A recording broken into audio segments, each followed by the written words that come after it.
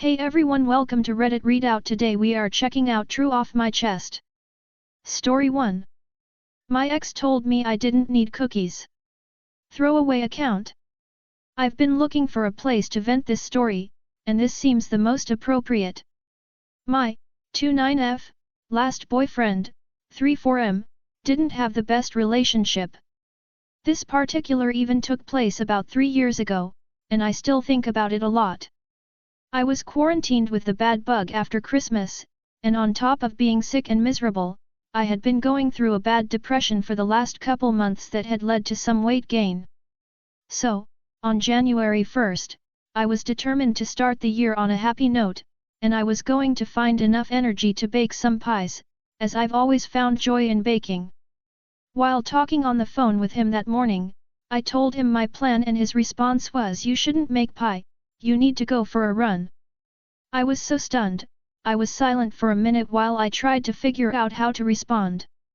He filled the silence by saying, "See, you aren't saying anything because you know I'm right." I ended the phone call and completely fell apart. The little self-esteem I had left was gone, and I just felt so crushed. I tried to bring it up with him a few days later, and he stood by what he said and wouldn't let me explain how much it hurt me. The relationship ended soon after, but several years later, I still think about it. I haven't been able to do any baking since. I'm turning 30 in a month, still single, and still overweight.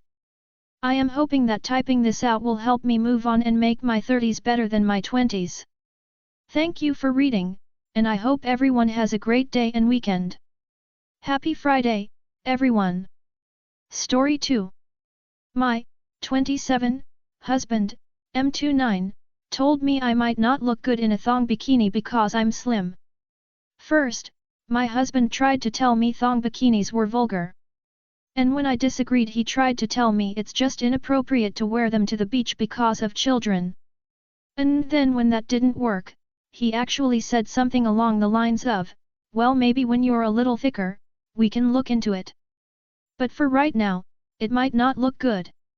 For reference, I am very thin, with zero ass. I don't work out, so there isn't anything going on back there. I've always known this. But I kid you not, and maybe I am just confident to the point of delusion, but the thought of my ass being too flat to be in a thong bikini has never ever crossed my mind.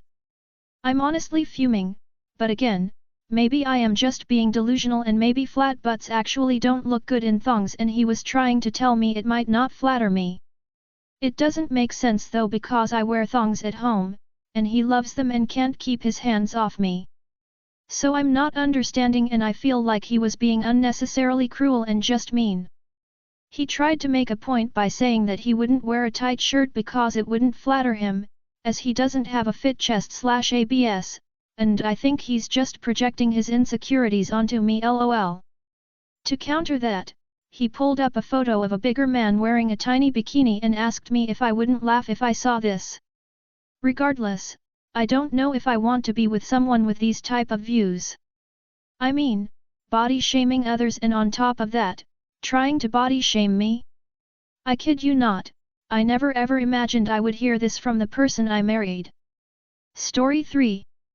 I'm having an abortion today and it sucks. TW mention of abortion. So I, 24F, am having an abortion at home. My boyfriend and I made the choice BC. We truly aren't ready for a baby, but it still sucks. It sucks my body is cramping and expelling it. It sucks that as much as we work, we don't make enough for us to have a family, yet I'm not here looking for any advice but to just get this off. He's been very supportive and comforting, but it still is something that makes us both a little sad. If anyone else is going through this, I'm here for you. Story 4. My GF's paranoia is a problem. My GF is extremely paranoid to the point where she can't be left alone overnight. This has led to me reducing time with friends and family by a lot. I usually just try to arrange my meetings with friends and family to days where she is away with someone else. Now I've been asked to spend a night at a cabin with friends in 2 weeks' time. A boys' trip. When I told my GF, she just got sad and said over and over how she doesn't want to be alone and so on. I try to convince her that she's perfectly safe in our apartment even if I'm not there. I've also said I would just cancel it or rearrange it to a time where she's gone as well just to avoid the conflict because I knew damn well this would happen. She says I shouldn't cancel plans because of her and that she has to deal with it herself. All true, but how am I supposed to enjoy a night out with the boys if I know this will cause conflict for the next 2 weeks and that she'll be pissed the entire time I will be not at home, texting me stuff like I'm scared etc. and basically guilt-tripping me. She's sleeping in the living room while I type this because she is pissed off. I knew this would fucking happen. But I can't keep not making plans because of her, I know that and she knows that. However, arguing forever to the point where I don't even enjoy my night out anymore ain't fucking worth it. Edit, for those who suggested a trauma, there is nothing, at least nothing I know of like a break-in, kidnapping or anything of that sorts, and we've been dating for some time now, known each other multiple years, so that would have definitely come up at some point. Therapy is something I would be up for as I personally am seeing a therapist every 1 to 2 months, however finding a therapist, especially one for a certain disorder if you can call it that, is not that easy over here, especially one you can afford on lower-ish income. I'm still planning to go on that trip and she also says she wants me to go. I still have a feeling how it's gonna go, once I'm out though. Story 5.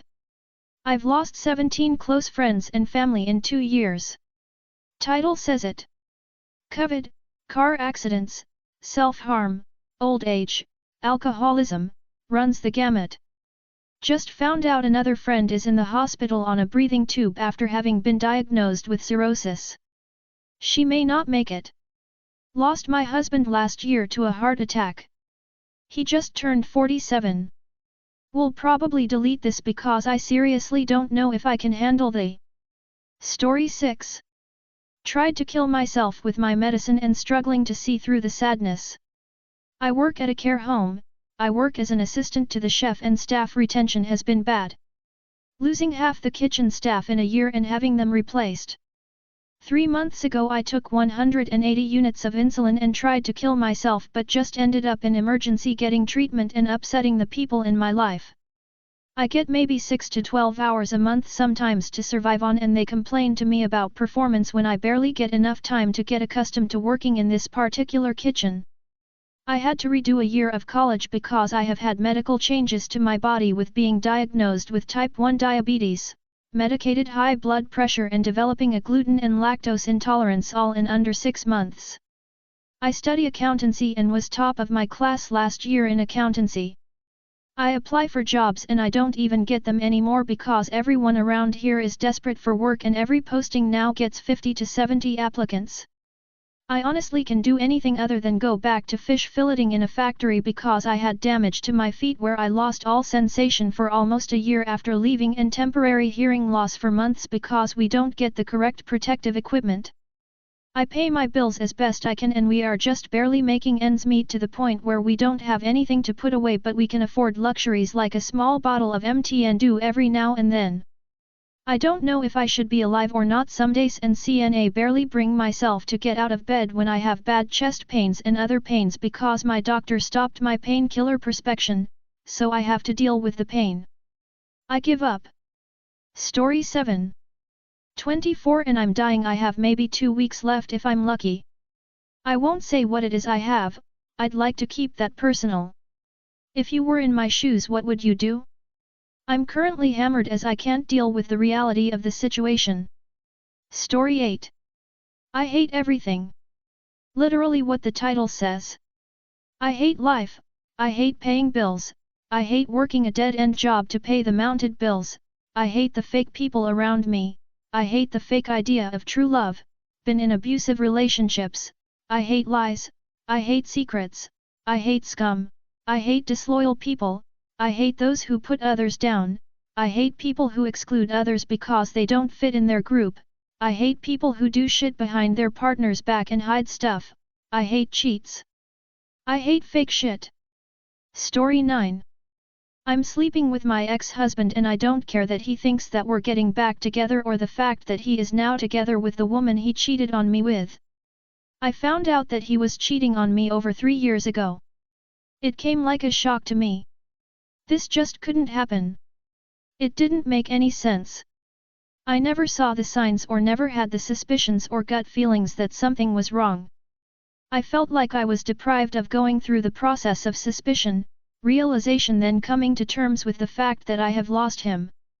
That he wasn't truly mine. Our children were 1 and 3 at the time and I thought we couldn't be happier, until his best friend called me to say that he didn't want to cover for him anymore and where to find him. I knocked on her apartment door and they didn't want to open at first. I wasn't even worth opening the door for. Open the door, Kay, I know you're in there. I was shocked and a little bit terrified of how calm I was when he opened the door. He looked disheveled, like he had put on his clothes in a hurry. He was already crying and apologizing. Let me explain, I love you. I have been low and not myself lately, please let me explain. I just remember asking him not to follow me. I wanted to see for myself and now that I did I just turned and went back to my car. I remember thinking all the way back to our place, how could I have missed the signs? How could I have been so blind and so stupid believing that he loved me? But how could I not believe him when he'd been the best husband and father? So attentive and caring. Telling me he loved me every day, several times a day. Letting me fall asleep in his arms and waking me up with his kisses every morning. Always telling me how happy and grateful he was for having us. I felt like the ground beneath me just dropped and all I knew about love, loyalty, and happiness was a big lie. Just an illusion. We separated that day and for the longest time I couldn't even look him in the face.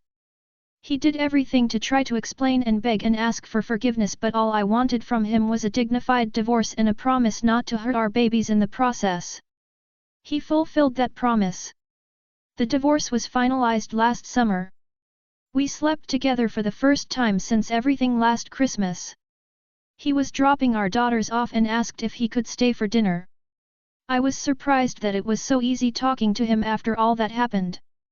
For the longest time I thought I could never not feel resentment around him, but I was wrong. It was the best sex of my life and I didn't know why or what had changed.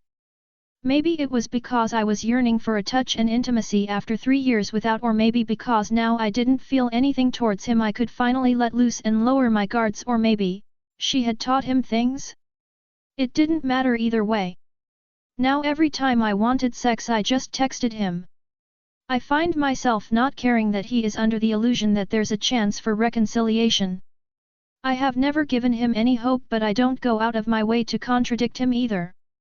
I also don't care to rectify her when she is making future wedding plans like he is proposing to her now they're living together. It really doesn't make any difference to me.